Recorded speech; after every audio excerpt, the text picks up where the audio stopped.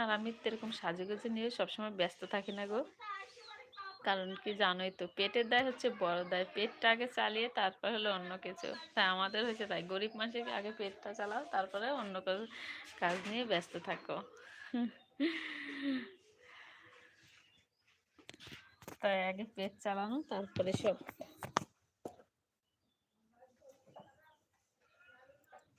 তোমরা আমার ফ্যামিলির লোক, তোমাদের কাছে আমার কোনো কিছু বলার কোনোই নেই, তার জন্য আমি সবটাই বলে দিলাম।